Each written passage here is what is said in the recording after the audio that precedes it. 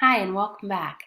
Today we're going to read a story called By My Brother's Side.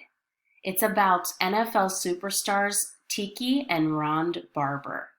This is a story about family and how important it is to stick by your family's side.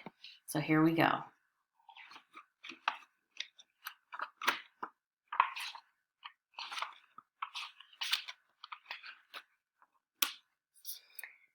It was summertime at last. School was out and baseball season was in full swing. Once Tiki and Ron finished their chores, they could play until dinner time.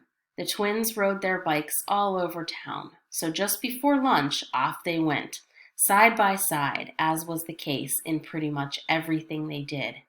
Today they wanted to show their friend Jason a new secret place to ride bikes, a large open lot where workers were building a store. And since it was Saturday, the workers were gone.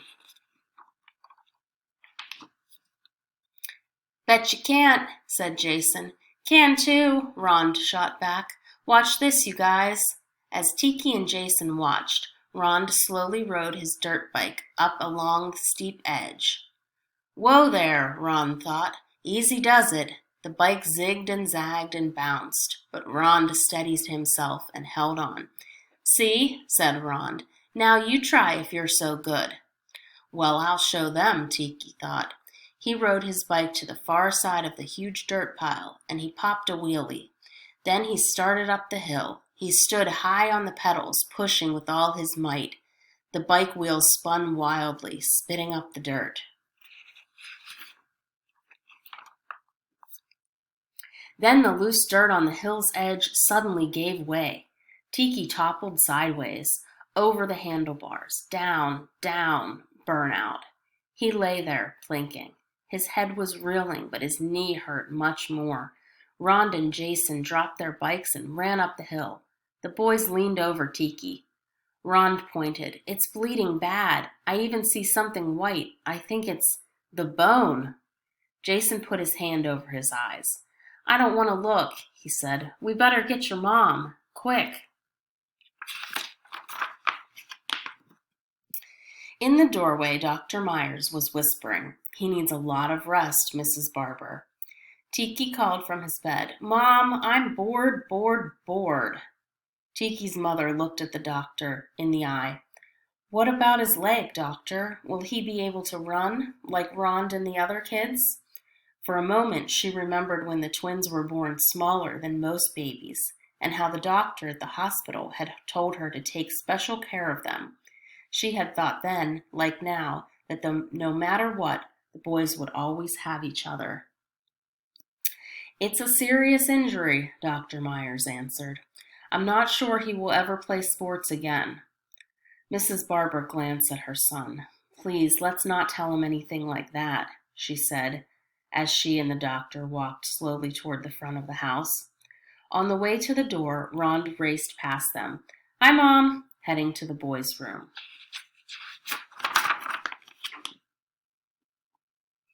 But when their mother returned to the boys' room, the twins were gone. She hurried to the back door.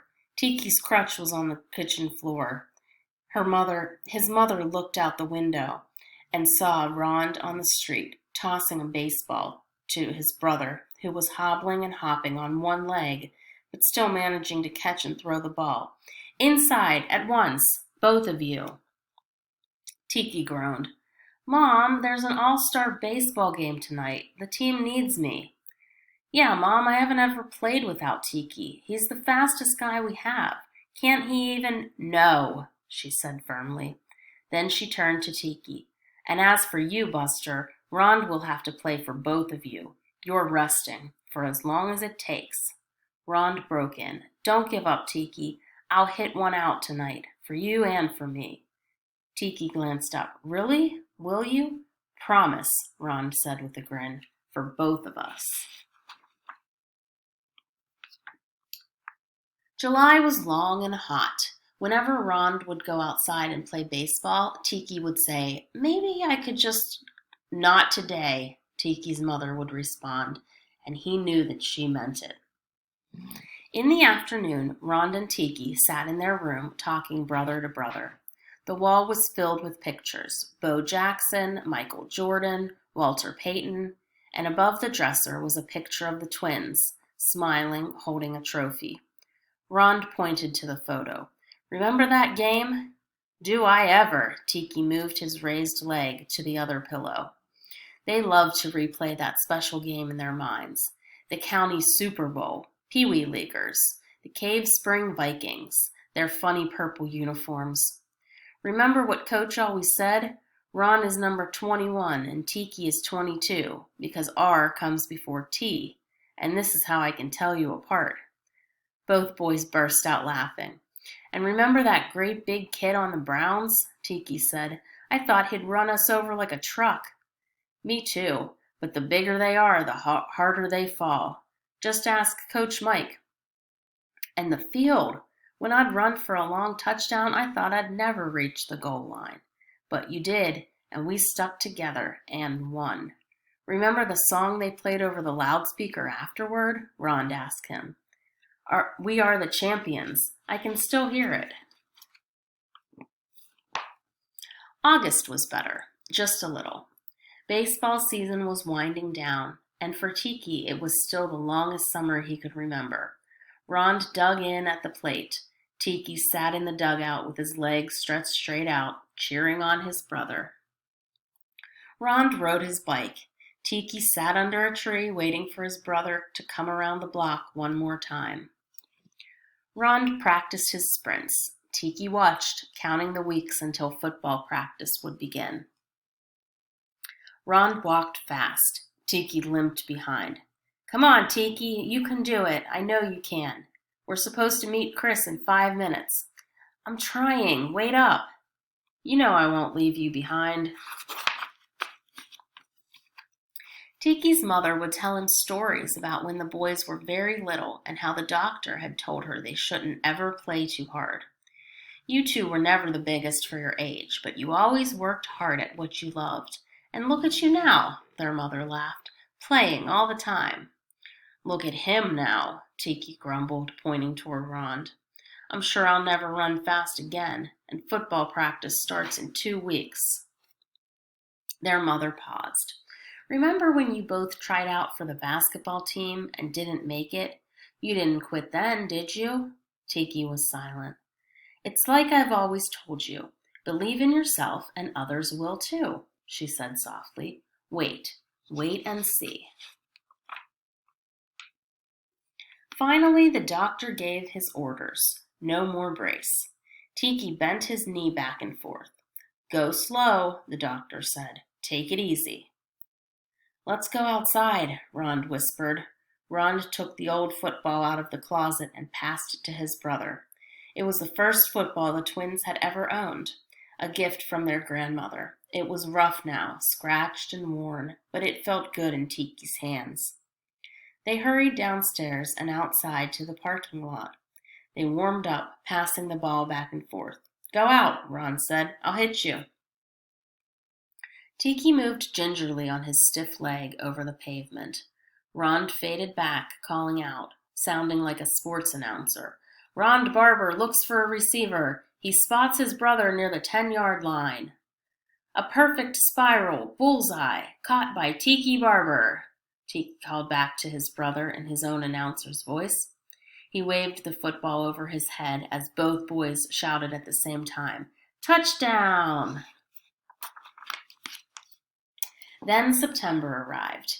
Tiki felt stronger and stronger. Football practice was every afternoon, even on the hottest days, but the boys didn't mind. They were teammates, together again. Before practice, Rond and Tiki sat under the bleachers with their notebooks spread out. "Homework first," their mom always said. "It's not hard if you do a little every day." Rond worked on math, his favorite subject. Tiki read his history book. Sometimes he liked to dream of becoming an astronaut. Finally, a whistle sounded. The twins ran out with the others to the center of the green field. At practice, they always ran everywhere. One of Coach Mike's favorite sayings was, "Only 2 people walk here, Coach Mike and the mailman." Everyone warmed up. Rond jumped up and down. Tiki stretched his leg. So far, so good. Today, no one was wearing pads, and he felt so light on his feet. Yes, I can do it, Tiki told himself. The offensive team practiced running wide around the end. Tiki sprinted outside and tiptoed down the sideline again and again. But just before practice was over, racing back, he slipped and fell. Rond was there first, looking down with a frightened gaze. You all right? Tiki felt his leg. Okay, he said, smiling. Yeah, okay. Rond reached out a hand and pulled his brother up. Together, they ran back to the huddle. After practice, they climbed on top of the bleachers, waiting for their mom. Below them, the field was empty. Rond looked down. Do you ever think of us playing in a big stadium? He asked Tiki. In front of a great big crowd? Really big? Yeah, Super Bowl, like that. That would be cool, Tiki said. Coach Mike says I know, he told me, we have to keep working at it every day, play our best. Know what I think? Ron asked his brother. What? Tiki replied. Rond grinned and held up his hand. Let's go for it. The twins high-fived just as they heard a car horn. They jumped down the wooden rows, 2 at a time, and raced to the car. What's up with you two? Their mom asked as they piled into the back seat. We were just talking. About? Oh, about stuff. About becoming really, really good football players. Yeah, about even playing in the Super Bowl. Their mother smiled as she started the car. Well, she said, maybe if you work hard enough. Saturday morning, game time at last. The twins' small faces stared out from underneath their helmets. Their mom was there, as always, watching, cheering. The boys looked up at their mother. Give it your best, she said. Don't forget, play proud. The opponents were going to kick off. The receiving team raced onto the field. Rond and Tiki were farthest back, deep, side by side.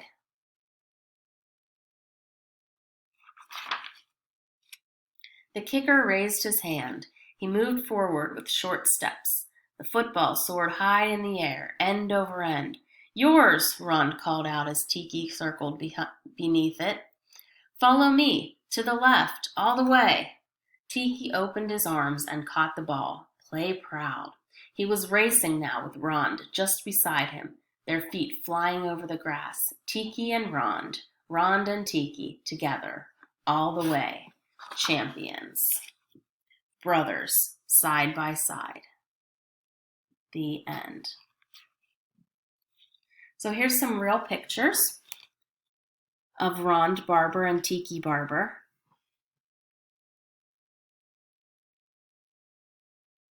When they were little. And there's them actually playing in the NFL. So remember, if you put your mind to something, you can do it. And stick together with your family. See you next time.